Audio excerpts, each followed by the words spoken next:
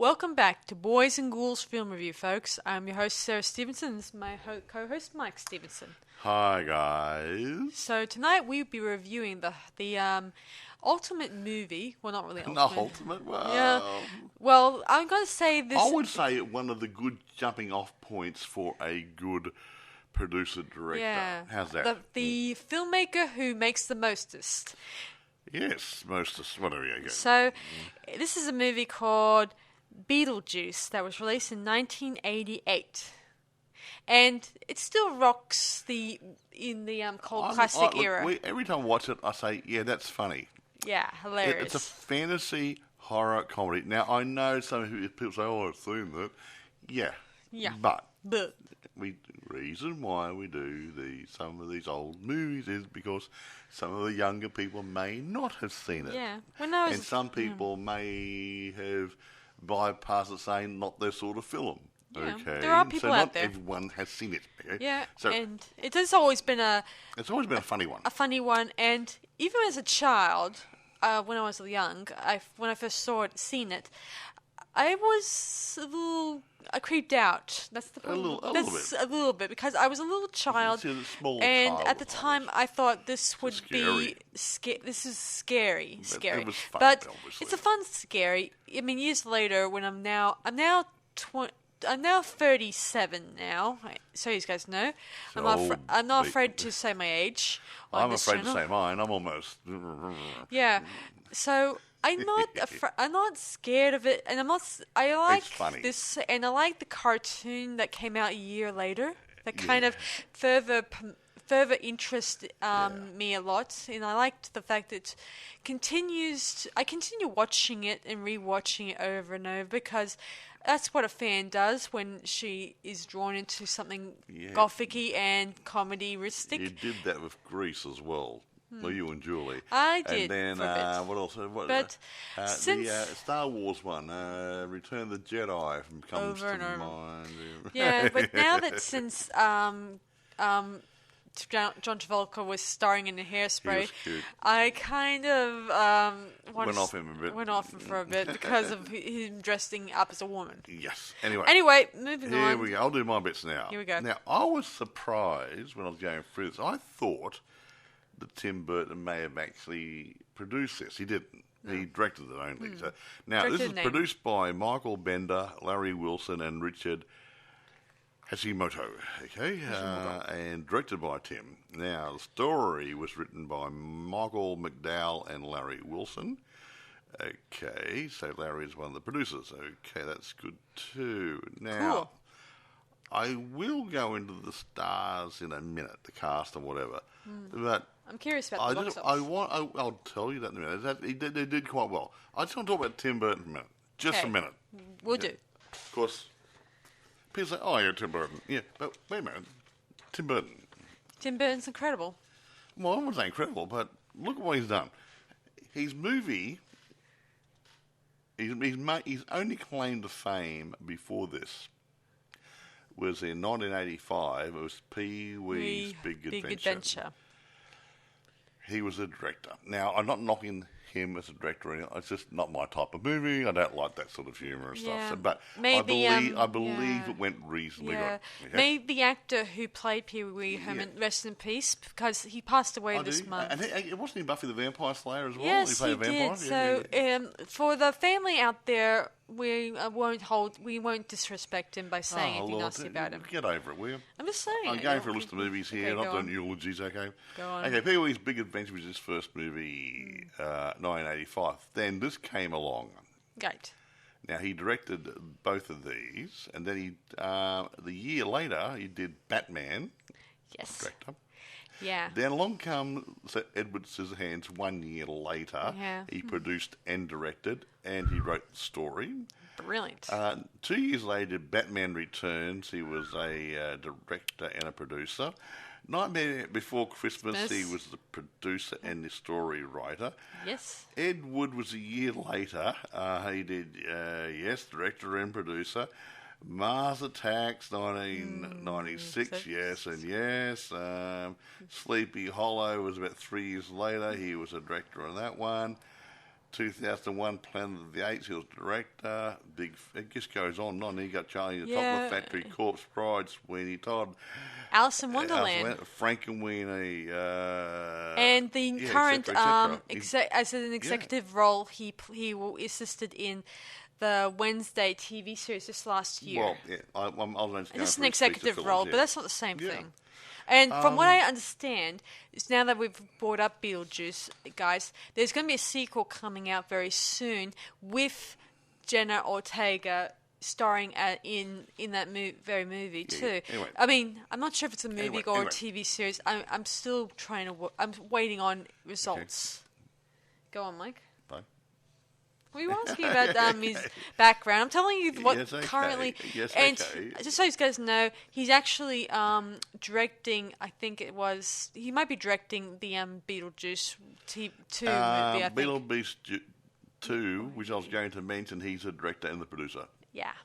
And that's in the making now, I believe. Yeah, there was a recent incident that came out, guys, that some of the sculptures that were sort of appeared in this first movie, I'm not sure if they're the same ones. Maybe they were reconstructed and reused or whatever or something. But somehow someone stole it on they were setting it on the film set. Yeah. I don't know how that happened because they were setting it up. They're kind of reconstructing the sets from the town. Some stuff went missing. It's in someone's collection now. Yeah. Fine. Can I finish what I was talking about? The one thing I like about the sequel is that the fact they're reconstructing the place from scratch, the buildings, the structures, everything from the original movie. And I kind of like the fact that they the set designers are still keeping working, which is even good. Yeah, anyway. Can I finish what I was going? Go on. Now, and these other couple of movies, producer only, is a separate list. Cabin Boy, 1994, I don't know that one. Batman Forever, 1995, so he did that in between Ed Wood and Mars Attacks. Yes. James the Giant Peach was 1996, the same year he did Mars Attacks. A movie called Nine, I don't know that one, that was 2009. And Abraham Lincoln Vampire Slayer, which I've seen, it isn't a bad movie. I heard about that one. And that was 2012. He just keeps churning stuff out. Yeah, well, he's a smart man. Yeah. And I like it that... just about everything he touches is good. And I like it that Danny Elfman assisted him on the special music for this movie. Danny Elfman seems to be present in a lot of his movie scores, yeah. Because he has a good feel for it. Like he knows what he wants. He knows exactly the type of intensity that he's and the style of music and the mood it gets stuff. The audience revved up to watch the movie. Yeah, a good movie without a good movie score becomes an average movie. Yes. Here we go. So let's get a few into actors. the Oscars. So box office first. Budget and stuff. Budget 15 mil. 15 mil, right. Box office 74 mil. And that obviously doesn't include home media and stuff and syndication and stuff. So yeah, it earned well. It earned well. Now here we go. Yeah. I won't go through every person. I'll skip through a couple of these. But Alec Baldwin plays Adam Maitland. Yep. Gina Davis plays Barbara Maitland. They're the two main people who become ghosts. Yeah. Michael Keaton plays Beetlejuice. Now he's the ghostess with the mostest. Yeah, the ghost with the most. Yeah. Jeffrey Jones plays Charles Dietz. Catherine O'Hara plays his wife Della. Winona Ryder plays Lydia, their daughter. Yeah, I think that some of these actors, I've not the Alec Baldwin or the lady playing Barbara. The other ones they often got recasted in several of Tim Burton's movies. Yeah. You get the same people rolling around. Now can I finish? Yeah. Yes, you may. Yeah. Now, there's a lady called Sylvia Sidney plays Juno. She's a caseworker. I've seen her in other things. I just can't place where I've seen her, though. But she's quite interesting. Robert Goulet plays a cameo role in it. And a guy called Glenn Shaddix plays Otho. O-T-H-O. I won't mention anybody else. Yeah. But Glenn Shaddix plays He's not a leading man type, but he's a good co-star. He showed up in Demolition Man as an associate of the head guy. Bob. Kopko, associate Bob. And he's in this movie. He pops up in the strangest places. It's interesting how he's a sucky-yuppie kind of character. Oh, shit, yeah. He does. I swear, Mike. Poo, yeah. Is that better? Better. Okay. Right. Manure, yeah. That's even better. Better. Okay. Anyway. He's one of those funny characters who... I don't know if he's playing himself, but it just seems so natural for him to be a sucky-yuppie sort of... lapdog, it's really good. He just plays that role with a bit of an attitude, which is great. The one thing I like about Tim Burton's movies is that he adds creativity in his style's good. Style. He sees the story, and I think he sees it in his head. And he doesn't have to imagine it because it's already there. Yeah. It's not like a good person who's carving wood. Yeah. He doesn't see a lump of wood. He sees an image inside the wood. He takes the old wood, the dead wood off it. As you guys are well aware, he's also a drawer, and his drawings, for a time at the beginning, way... before he made his big name in the industry, he was not acknowledged because his artistic styles was different from other artists. Okay, and I didn't know about him. He was when they were doing Fox and the Hound, he was told you're going to do the foreground because we don't want you doing the ugly characters at any point in the production. Because they didn't think he was good enough. Because his style was dark and different. Okay. And they didn't want you to do those rocks on the ground in front of the people. Okay, right. Yeah, so that's what they requested, and I'm kind of glad that he has grown, and the fact that he's a different type of aura about his movies and stuff. I like he's not like other film directors. They're funny and dark. They're funny, dark. Oh, I should mention that there was another movie he did that was a serious one that was based on a true story. I think you mentioned it already. Maybe. Which one, that one? It's called Big Eyes. I think it was. Big Eyes or just big? Yeah. Yeah, it's about a real painter whom Tim Burton actually owns two of her pieces, and he kind of made a story centered around her and about her con man husband who tried to make out all of her artwork was all his. Yeah. It's based on a true person, she's still around. She's still painting, and most of her artwork is very expensive, very sought after. Anyway, do you want to tell the story before people go to bed? Well, sure. Okay, right. So the story begins where we meet Adam and Barbara, who are living in this nice house in the suburbs somewhere. And their extreme annoying cousin comes visiting. Jane, her name is. Yeah, I didn't mention her. Yeah, she's a total jerk. She's trying to sell the house. She's trying to sell the house under their very noses. Without their consent. I found an interested buyer. We're not selling it. How many times we have to tell you? We are not selling it. And she also points out that that the house is too big for them and it should be a house for the family. And we notice right away when we look at Barbara's face, Barbara and Adam don't have children. It could be the fact they've been trying, but they have not succeeded. Anyway, so they go into town and they're getting some paints for his miniatures. I think that's miniature town he has. Yeah. He's a bit of a hobbyist. Yeah, he's got like a I don't know what you call him.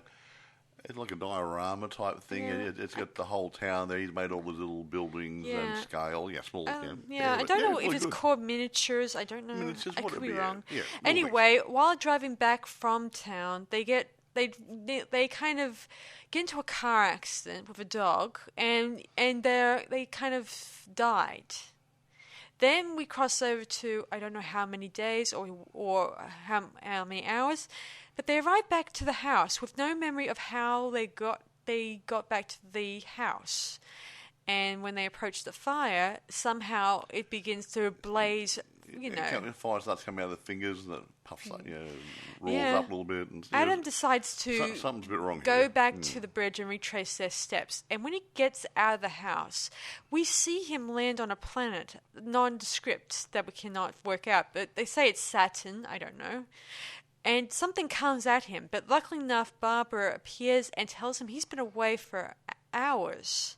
Don't know how many hours, but quite a bit. And she shows him a mirror where you don't see the reflection. They're vampires? Yeah. And they also discover a book called Handbook for the Recently Deceased. And he calls it Handbook of the Recently Deceased. He's not he didn't pass English in school, obviously. No, and yet this guy's wearing glasses. What does that tell you? Yeah, but he still can't spell. I wear glasses.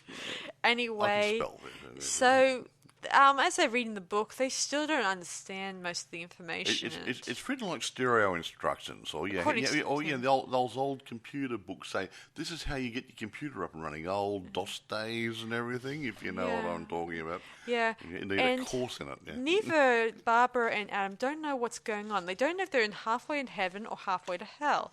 I think they're in purgatory, which is neither hell or heaven, because that means they're still on Earth. They're stuck in the house.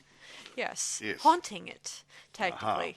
Anyway. Winter River, wasn't it? The name of this fictional town. Yeah. We then learned that a Beetlejuice ghost or spectre, I think that's... Well, he was a dead guy. He's a bio-exorcist. He helps to get rid of the living. Yeah, so he thinks. Anyway, we then find out that now Jane's got custody of the house, so she has a right to sell it. Well, she hasn't got custody of the house. Oh, Lord. Okay, maybe not the right word. She's been asked to get rid of it, but part of the settling up the estate of the dead people. Yes. Okay? Someone's got to do it. The bankman's not going to go and do it. Yeah. Well, she arrives at the house in mourning, yada, yada. And Adam tries to signal to her, but as the book says, humans will not be able to see them. No, will not see the dead. It's an attitude thing. I don't believe in it, so I can't see it. Yeah, that's it. So it's all a matter of belief, if that's the word. If they believed in the afterlife, they'd probably see a ghost. Anyway, but they realise they're both dead and they're not supposed to understand the situation.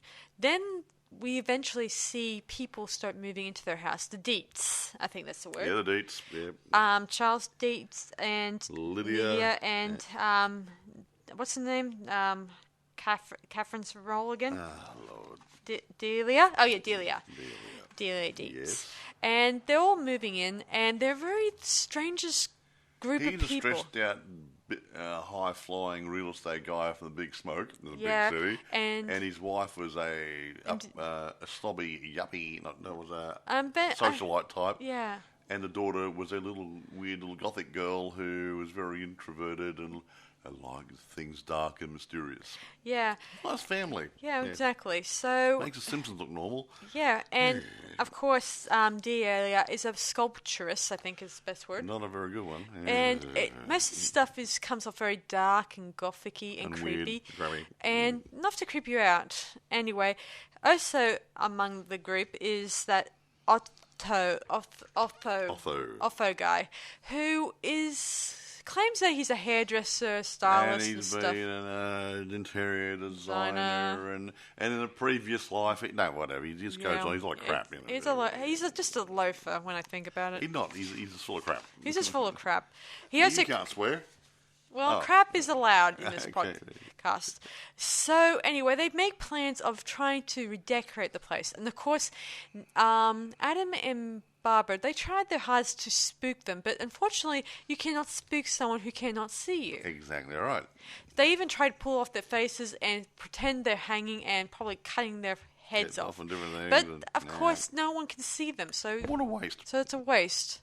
Anyway, as they're about to head to the attic, a headless Adam goes up to the attic and locks the door. And, of course, they may mock it and think, oh, these people might be haunting the place, yada, yada, yada. But they don't believe it. Trust me. Barbara tries to head outside because she cannot stand what's happening to her house.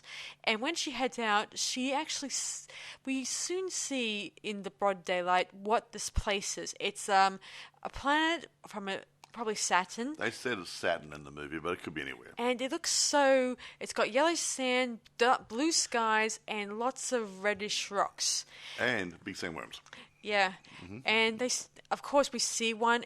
That one always creeps me out. Of course, Barbara fights it off with her fist, and they kind of climb back through the door. It's sort of in space, or it's just hanging in the air. It's just hanging in the wall. That's strange. Which kind of explains why ghosts, like if they're haunting a house, why they never leave the property. I mean, I imagine Tim Burton probably thought of this, or his writers had an interesting imagination when they came up with this idea why ghosts cannot just up and leave the house. Well, I don't want to get into the afterlife here, even if this is a comedy we're talking about.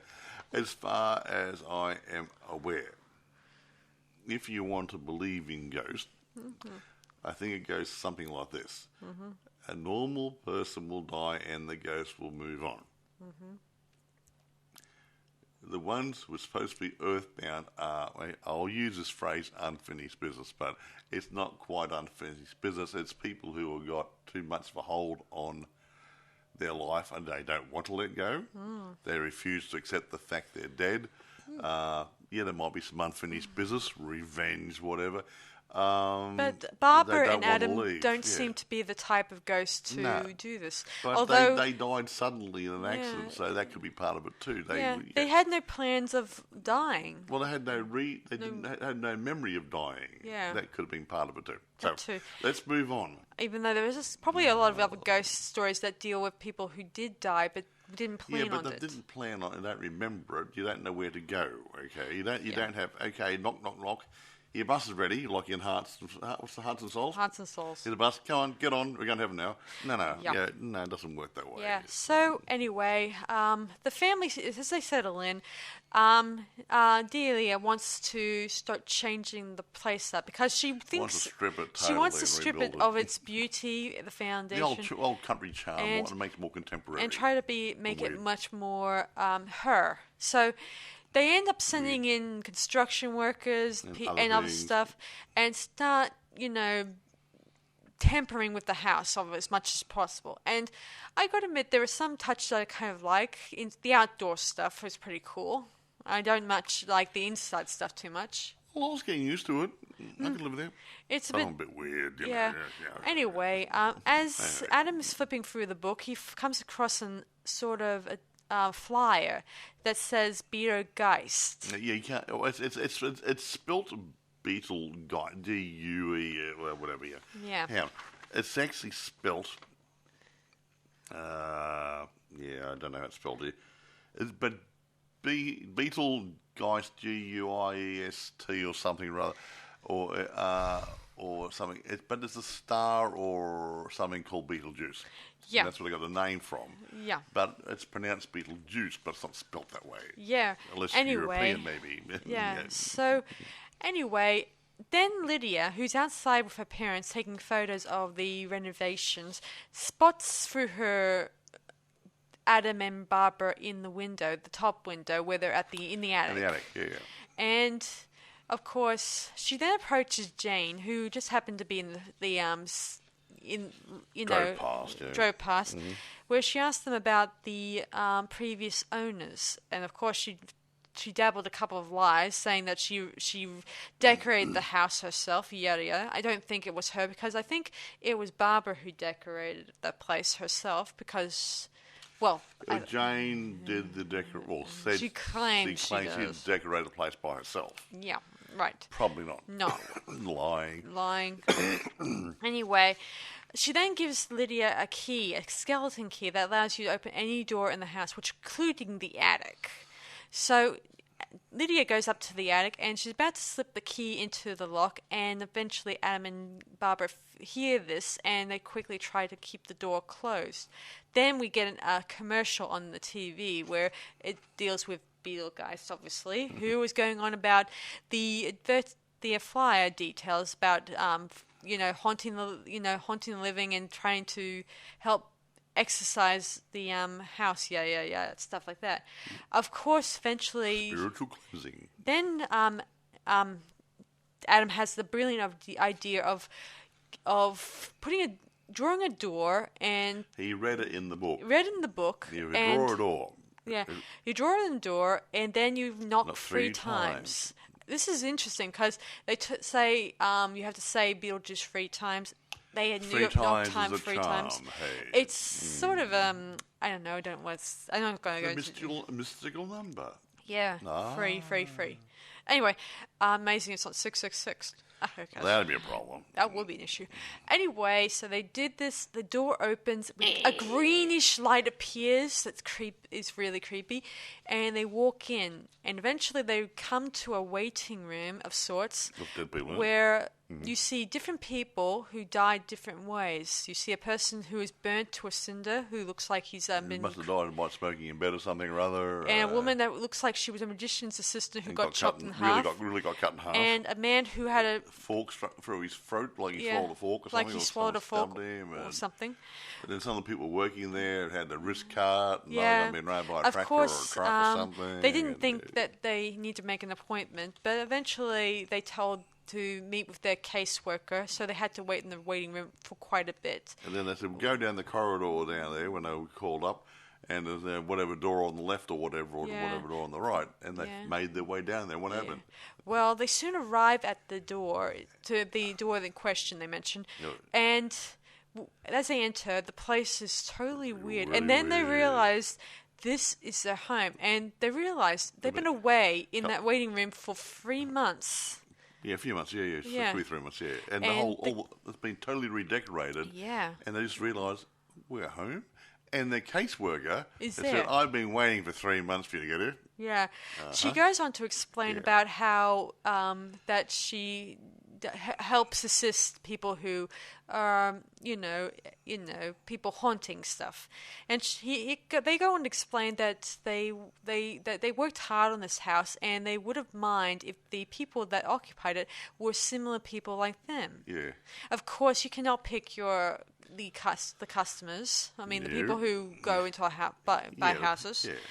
Anyway, could be worse. Could be a rental. Then she explains about how haunting houses you have to practice. Yeah, if you want to do it, get a room yourself. Practice. Do what you know. Don't try to reinvent the wheel. Yeah. Do not just tear off your face. But you're going to be stuck here for 125 years. He also said. Yeah. Yeah, you can't go anywhere. So you want to get rid of the people out of the house? Yeah. Do it yourself. Yeah, she's about to leave, and they ask about the flyer with Beetlejuice, and then she goes on to explain that he was not a good person to be around. Be her assistant, but he turns out to be a troublemaker, meaning he seemed to cause more problems with the living than with the dead, and then solving them. Yeah, and she goes on to say that you must do this thing with the deets on your own, meaning do not call him up anytime. However, and then they ask her, how are we going to contact you again? And of course, as she goes away, I think it means don't bother. She says, don't call us, we'll call you. Pretty much. It's silent temptation on my part, I figured. You don't get a second consultation. I like to think that you don't contact them, they'll just contact you regularly, because that's... They're not going anywhere. Anyway, they head off, and we see... Then we meet...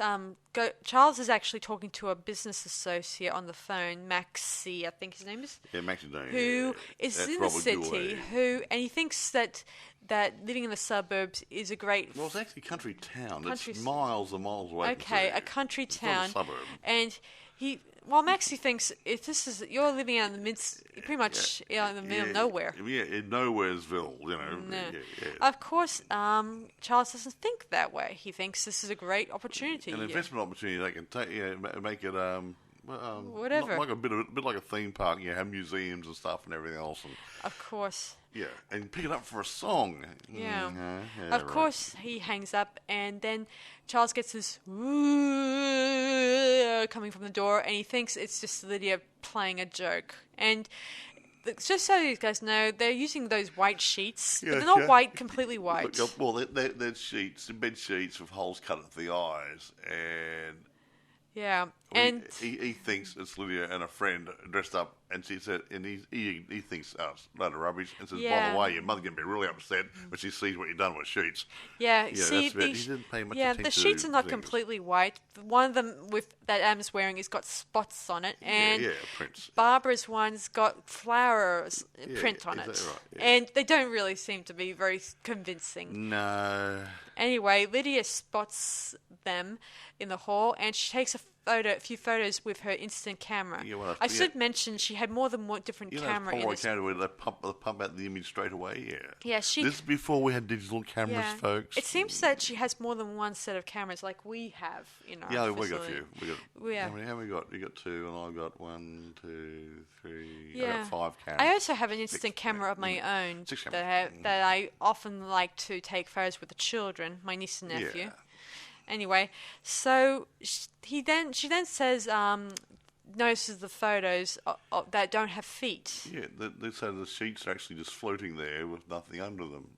And of course, they continue saying, "We're ghosts, ooh!" But she's not scared at all. Yeah, she then she then goes on to explain that the book that she read the book of the deceased, and it said live people ignore the strange and unusual. And she says, I myself am strange and unusual. Yeah, and of course, she tells them that her stepmother is she actually has a sleeping pill and is sleeping heavily. Yeah, she won't wake her up. She's sleeping with Prince Valium tonight. She then goes up to the attic with them to check out his mini town. And she asks them, why can't you guys leave? And of course, they said, we can't because we're stuck here. And she's impressed by this, but... Wow, you really had it. Whoa, yeah, duh. Yeah. She then heads off, and they then say, do not tell your parents that we're up here and stuff. Unless you think it'll scare them away. Yeah, Adam tries to convince her that they're horrible, ghoulish creatures that will stop at nothing to get their house back. Yeah, well, of course, she says, what if this is a dream? Can you convince me this is truthful and stuff? The sheets aren't working. Yeah. Well, she then goes to her mother and shows the photos she took, and they don't believe her, technically. Shame. And so they have no other choice, so they decide to try to contact Beetlejuice, which they do. I don't know how they figured it out. It's called Beetlejuice. I don't know how that came up. Didn't the TV come on up on the attic? attic? No, it didn't. Barbara noticed on the miniature is something flickering, and I guess she saw probably the miniature gravestone. No, I think they saw the advert, and he mentioned something about 3 times the charm or something or other. Yeah, that was when they were... Yes, but they found it earlier, and then when they found it, and then realised, we call his name 3 times. That's how they figured it out, because the advert they saw on the TV earlier on. I know that, Mike, but they didn't know it was Beetlejuice. They knew it was Betelgeuse. They didn't think of that. Barbara figured it out. It was Beetlejuice. Yeah. So she says it 3 times, and soon as they arrive inside the model. His little model on the table. Yeah. Instead of him coming out, they went in. Yeah. They then approach the grave of Beetlejuice, and it's an interesting gravestone. I had one time when we did a photo shoot. Had someone design something similar. Yeah, it made out of foam and stuff, then put grey sort of stucco over it, and it looked like granite. Yeah. And it had, what was on it? Was it Beetlejuice across it, or what was it? Dracula? What was it? Beetlejuice on it. Beetlejuice or whatever. Beetlejuice, and a red light behind it. To make it glow in the dark. It looked really, really impressive. Yeah. It was for a Halloween. It was for a Halloween photo shoot of mine. We did it for fun. It was kind of great, especially with all the models I had. Anyway, so they then start digging in the ground to let him out. And they had to go. They had to go through foam and cardboard and stuff. It looked really weird because that's what it would have been, layers of, aerated cardboard, the ribs and everything, and a bit of foam in there, and a bit of plaster and stuff. It's everything on large scale. It looked really good. Yeah, I have a friend who also designs miniatures. Oh yeah, Michael, your DOP. He does dioramas for films he's making. He's got a great big train set. Gomez Adams would be so impressed because it's bigger than his. Yes. But unfortunately, Michael doesn't crash. He's not going to blow his up, no. But his miniature is pretty good. Anyway, a lot of work. So they finally get to the coffin to Beetlejuice, and as they're about to open it, it starts shaking really hard. And then they jump out of the hole. And then we see Beetlejuice in his all form, creepy. And he floats up in the air and goes chase them, floats after them, and he's really good. Very dramatic entrance. Yeah. And he begins to try to befriend them and say, "Oh, how nice you picked me! I'm gonna just kiss you." He likes Barbara. It's pretty clear. And eventually, they begin to realize this is a big mistake. And he's a troublemaker already. Yes. He hasn't even started yet. Yeah. They haven't started yet, and this guy sounds like he's a very wild card to have. That's not the thing they should have. So eventually, Barbara works out a way to get back off the miniature. It says home 3 times, like Candyman. Hey, you mentioned it, didn't you? Yeah. Candyman. I won't say it 3 times. I think Candyman came years later. I think so. Say it 3 times, it might pop out. Yeah. The same with Bloody Mary. Don't say the same thing. She'll pop out. Yeah. Don't say well, you only say that for a certain time and into a mirror, and I don't care.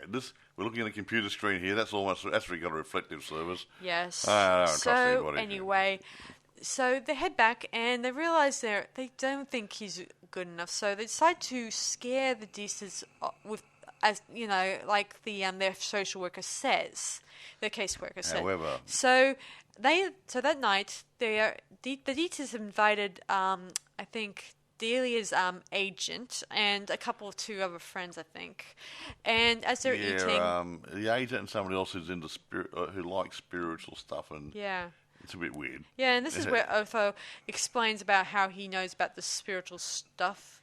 And this is where Lydia says, I saw some ghosts. And, of course, Delia tries to shrug it off because she doesn't want to talk about ghosts this evening. And she doesn't want to acknowledge the fact there's ghosts there and doesn't want to drive people away thinking they're nutcases. Yeah.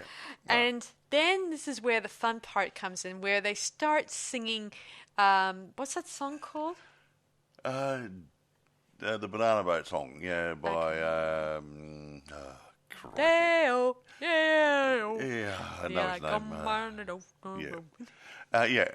And everyone starts... They start dancing. Yeah, they get controlled by the spirit. And they're actually enacting a dance routine against their will. Yeah. And, of course... Hello, Harry Belafonte. Yeah. After the dance routine, after they try to maintain control, the shrimp in their bowl in front of them, a big hand comes out and grabs them in the face and pulls them into the bowl. It's so funny. And they thought, and the ghost thought, oh yeah, right, they're going to leave now. But no, it turns out that Lydia comes up to their attic and tells them they want you coming downstairs so they meet you and stuff. And of course, they just think it's entertaining. It seems that trying to scare the Deetzes off is unlikely than scaring them with rabbits. Oh wait. What? We saw that nasty rabbit in Monty Python's Search for the Holy Grail. Yes. That was a mean rabbit with big pointy teeth and everything. Yeah. The point is, Mike, the Deetzes are not that easily scared at this point. Not when it comes to money. Anyway, they think that they can see this as an opportunity. We can make some bucks. Yeah. Anyway, Lydia tells them they're not coming down, and the fact that the only reason they did that was to scare them. And they're not there for their entertainment. It's just like what I've said in the past, when you try to talk to a spirit and ask them to do something, they're not there to be entertainers. They're not entertainment. They're not a social community. There's nothing there. They're there. Anyway, their guests leave, and Delia's agent tells her that she's a flake, and her art sculptures are a failure. It is horrible. Yeah, it's very insulting. Yeah. If you want to scare anybody, scare them with your artwork. Yeah. And that's not very they nice. then head off to upstairs to try to get, yell at the ghosts or something like that. And eventually the door opens, and as they enter, they see the miniature, and let me see. Otho finds the book for the recently deceased, and eventually they all decide to leave. Leave the ghost alone, and they went downstairs to gather their thoughts, as it were. Charles begins to realize that they can turn this into a research lab of sorts. Psychic resource facility and museums and stuff, and draw people in there. An amusement park. Of course. Snake ride. And of course, he goes on to say Lydia will bring the ghost, but the ghosts don't want to And they can't leave the house? They can't. I don't even know if you can actually take them out of the house. No, they can't. So the precinct's parameters over the haunting are confined to the house. So if they go out the front door or the back door, out the window, they end up going to Saturn where the sandworms are. Yeah. Speaking of, they kind of were clinging outside of the window, I guess. Yeah. I don't know. The fingers were still inside. Yeah. Mm-hmm. Anyway, they soon climbed back in. I imagine that was difficult, considering that they're ghosts. They're not going to wear out. Well, they're not floating. They don't exactly float. They can float if I know. She was floating off the bed in the beginning. That's true. I forgot about that. Anyway, as they're going downstairs, we then see the banister. Is that the banister? Yeah. Suddenly turning snake-like. It turned from a wooden banister into a body of a snake.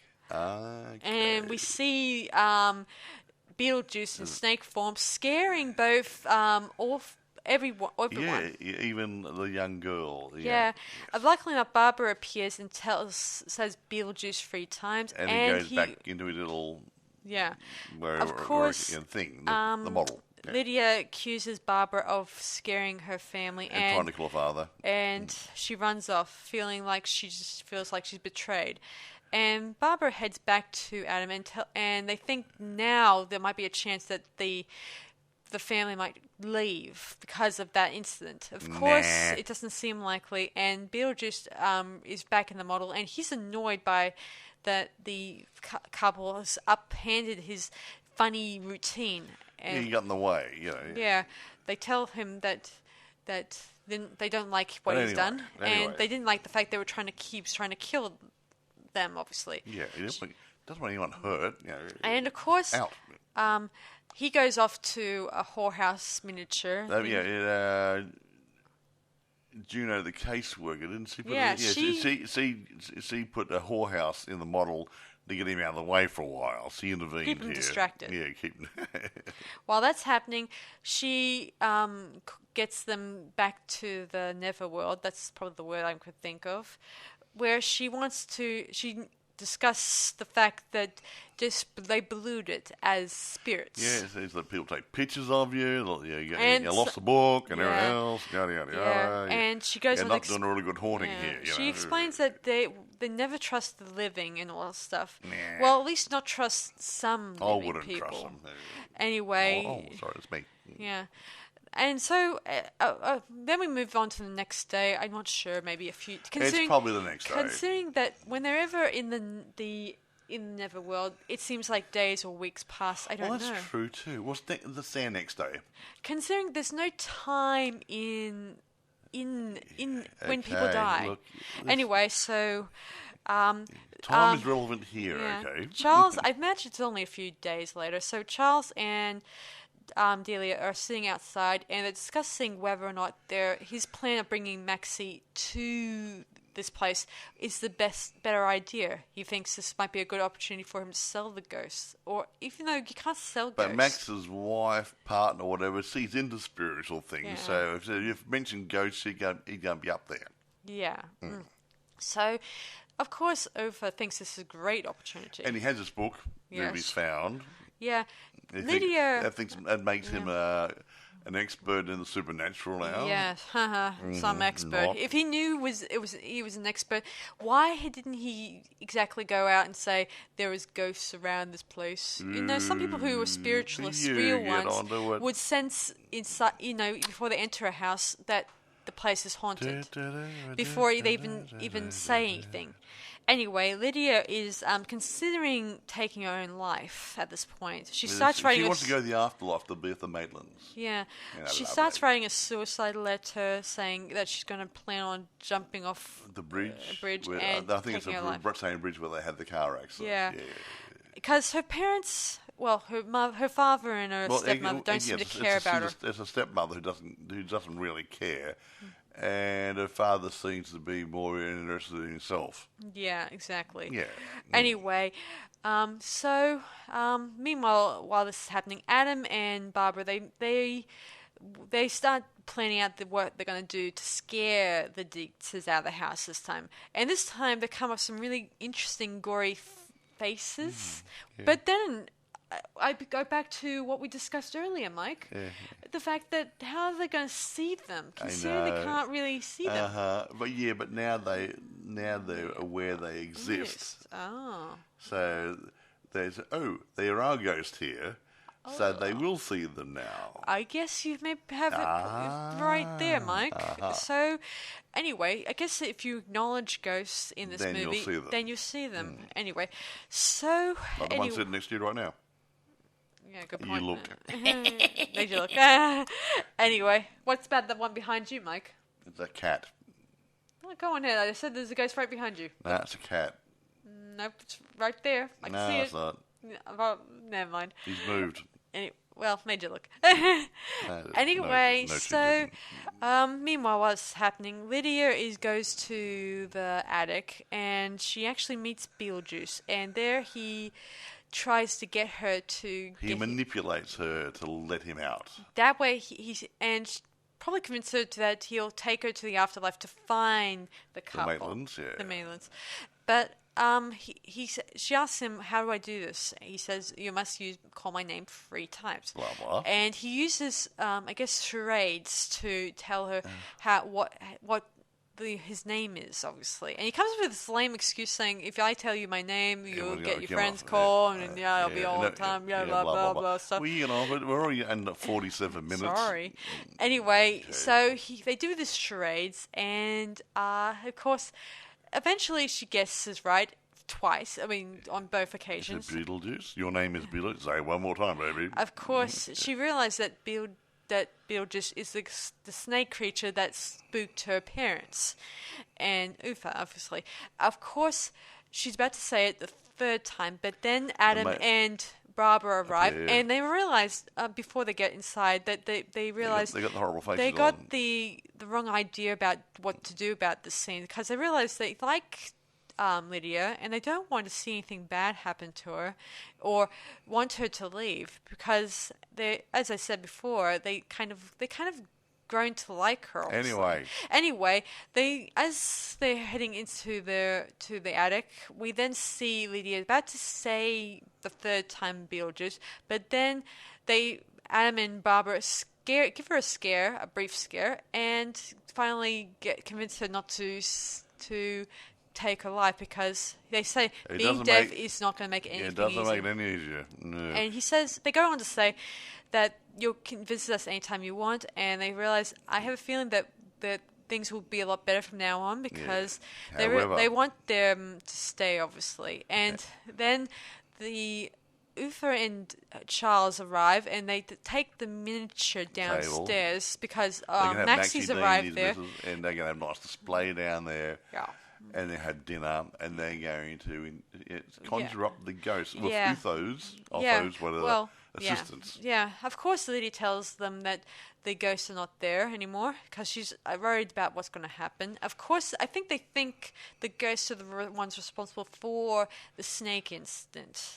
And I don't think... And Lydia is starting to realize that, no, it's not them, obviously. And, of course, she says, do not tease them and do stupid tricks. And, of course, they then do the seance thing. A seance with a ritual to bring the dead back to life, make them appear... Well, it's to bring them back to where they are. Yeah. Instead of hiding. So they want them to appear in front of them, which they did using their old... wedding clothes. Wedding clothes. His tuxedo and her wedding dress. They lay on the table, and during the spell, they disappeared from the attic, the 2 ghosts, and they appear on the table in their winning gear. Yeah.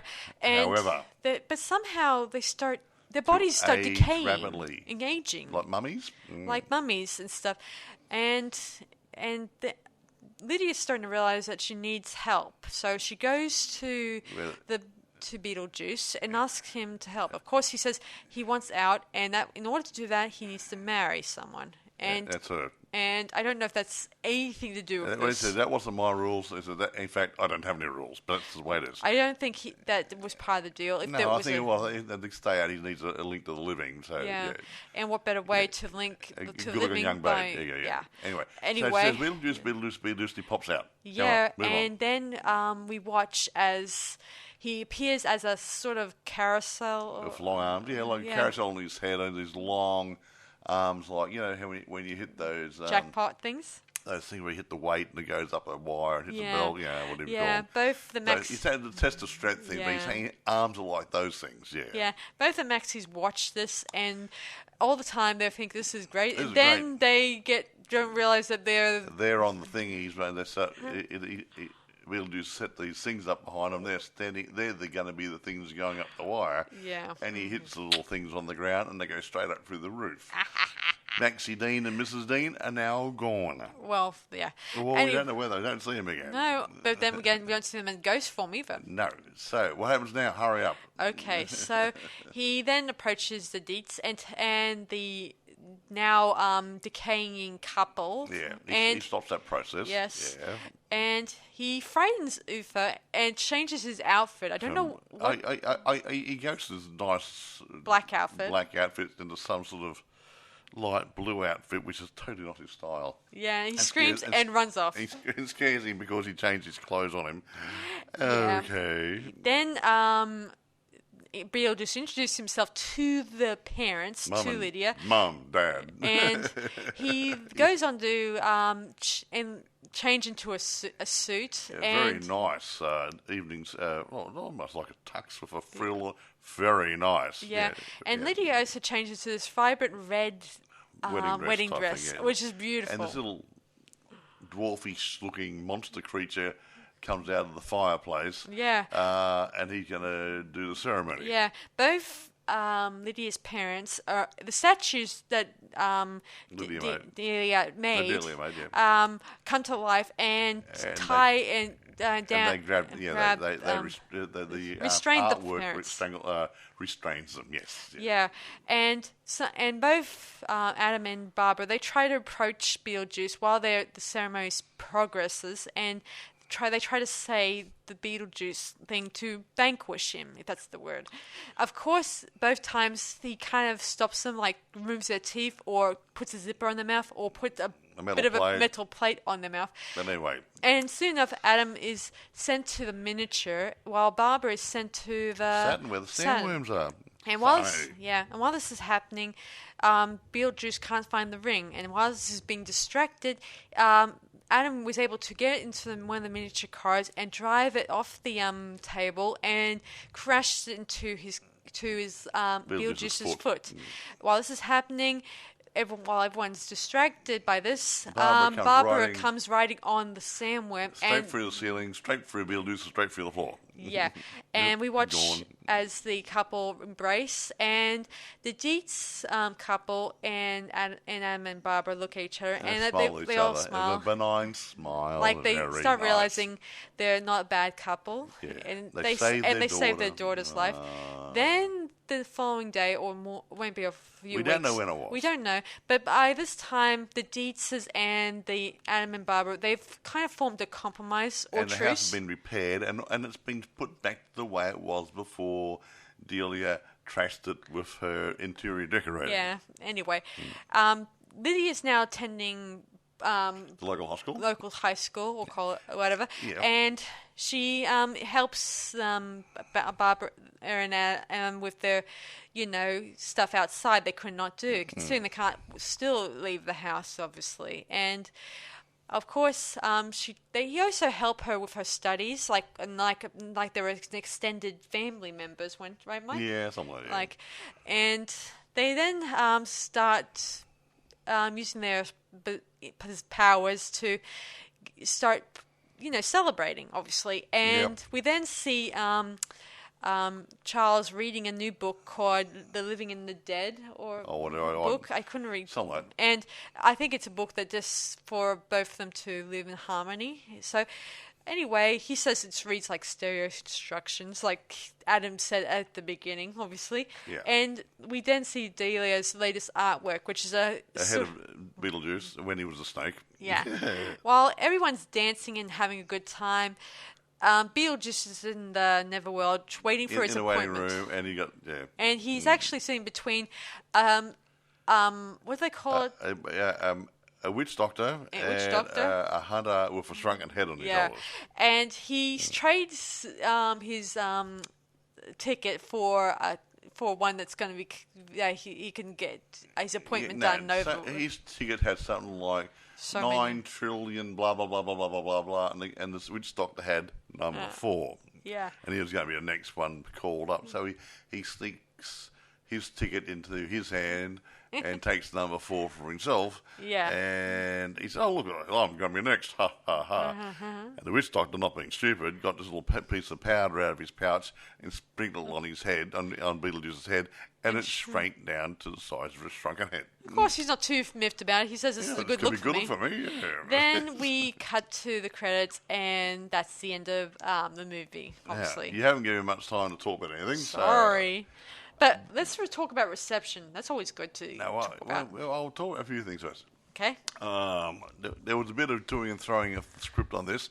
They were going to make it a little bit darker with the death of the Maitlands and whatever, but they changed it. They rewrote it. Did a couple of redrafts, changed writers, and what we see is what you get. Yeah. Now, having said that sort of rubbish. Well, I'm kind of glad it wasn't too graphic or gross. Wait a minute. I don't think I could stand it if it was a gross death. Okay. Lydia Dietz, our wonderful little girl, it was auditioned by the following actresses. Okay, here it comes. Sarah Jessica Parker. Oh my gosh. Can't say it. Brooke Shields, Laurie Lohan, Diane Lane, I don't know who she is. Justine Bateman, Molly Ringwald, I know her. Juliette Lewis and Jennifer Connelly. Alyssa Milano was a runner-up for the role. So, they considered Dudley Moore and Sam Kinison for the role of Beetlejuice, but Keaton was suggested. And after Burton met Keaton, he was impressed, so he got the job. So there you go. Sweet. Had a few other people. I'm curious. He got notoriety. He was very impressed with her. He could have seen something else, I think. Burton had cast her because he saw her in something called Lucas. Angelica Houston was going to play the mother, Delia. But she dropped out due to illness.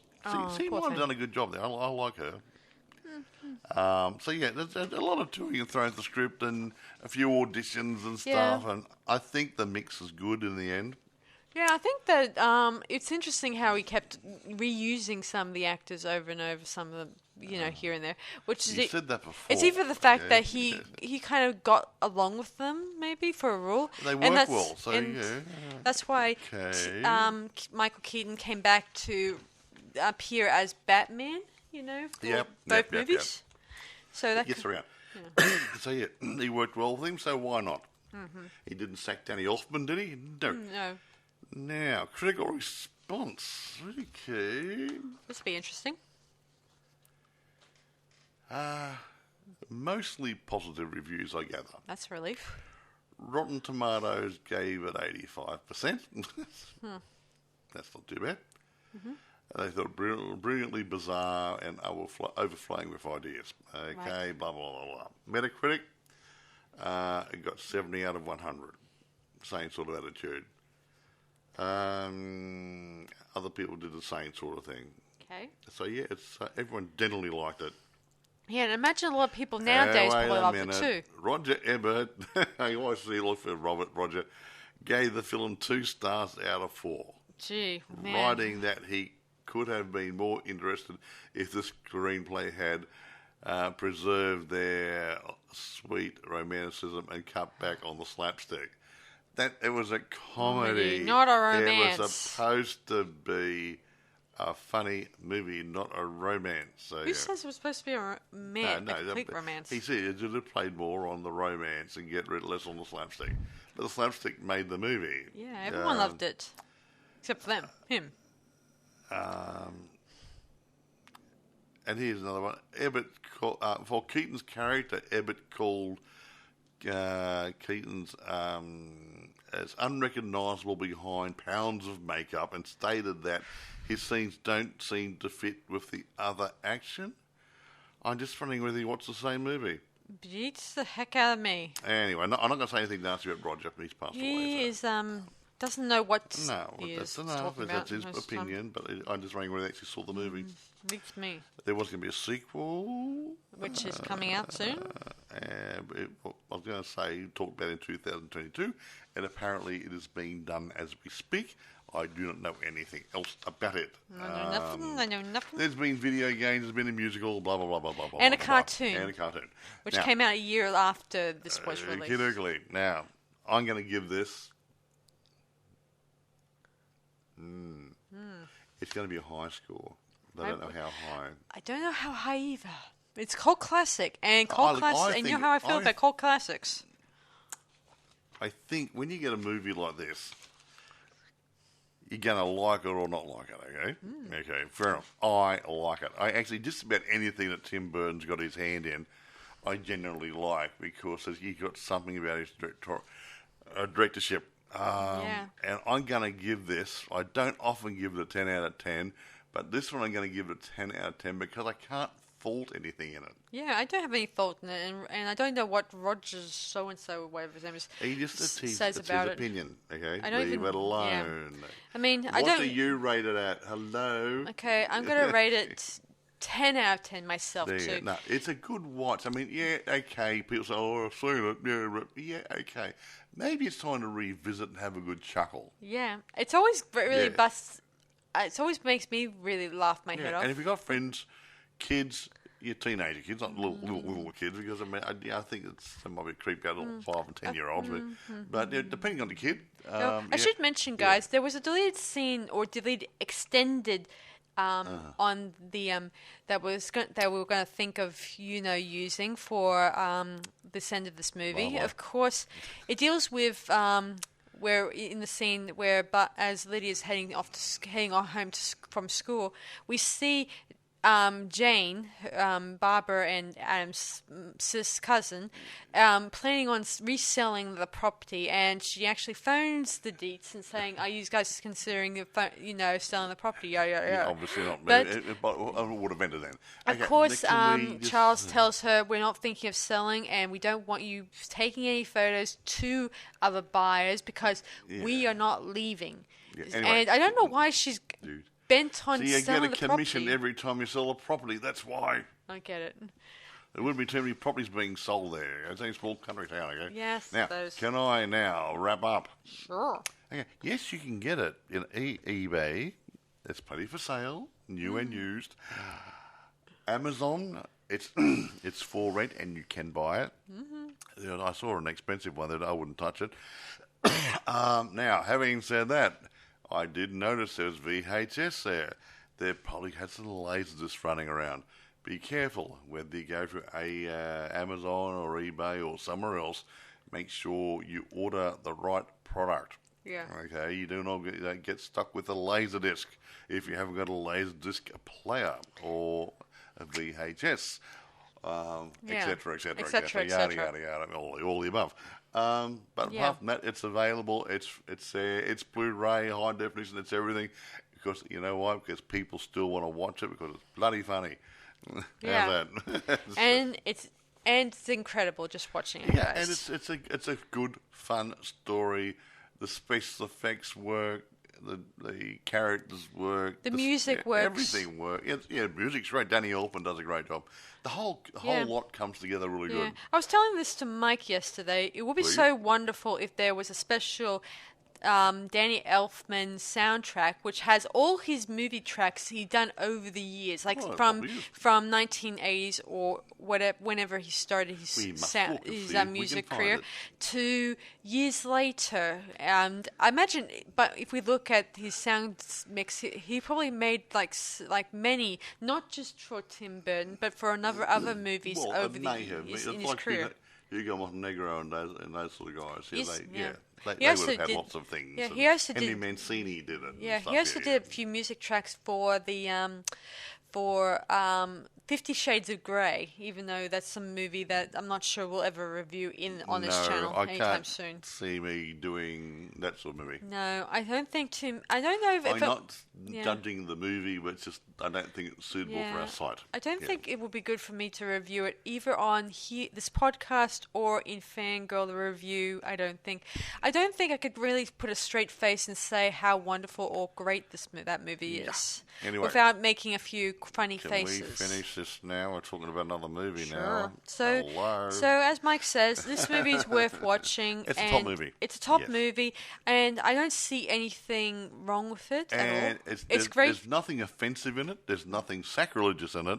It's just a funny movie with a bit of supernatural bent on it. And I hope when they do the sequel, which I hope will come out very soon, that it will have the same dedication and creativity in it. I hope so too. And not too much CGI running around in it. Exactly. I mean, I like it with creative minds, and I like the fact that when they were doing this movie, they used stop motion for some of the bits. Some bits, yeah.